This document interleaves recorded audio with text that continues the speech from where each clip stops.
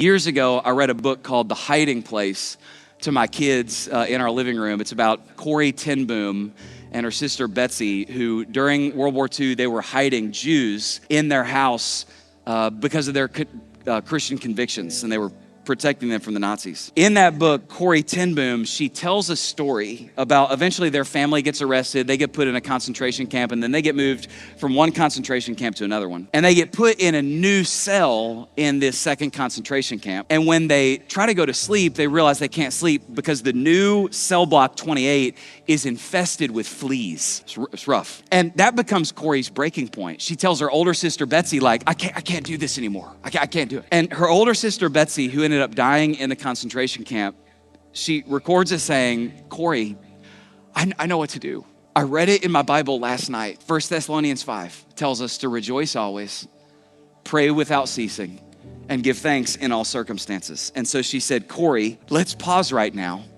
and give thanks. Let's give thanks for the guards and for the fact that we're in here with all these women and we'll be able to tell them about Jesus. And let's give thanks for these beds that we're in. And then she said, and Corrie, let's give thanks for the fleas. And Corrie was like, okay, I got a breaking point. I can give thanks for everything. I can't give thanks for the fleas. And she said, no, Corrie, it said to give thanks in all circumstances. Let's give thanks for the fleas. And so they did.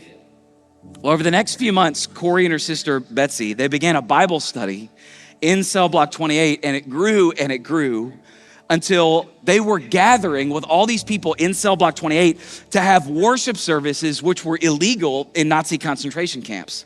And they always wondered, like, man, why are we able to do this? And guards never come in and stop our worship services. And they never found out the answer to that question until they were released from the concentration camp, and they asked one of the guards, and he told them that the guards wouldn't go in cell block 28 for one reason: the fleas. The fleas. And listen, the thing that they most wanted God to take away was the thing that God used to lead the entire cell block to Christ. Can I say this to you?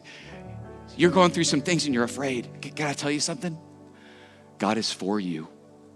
God is with you. And God is working in all circumstances for the good of those who love him and are called according to his purpose. All circumstances.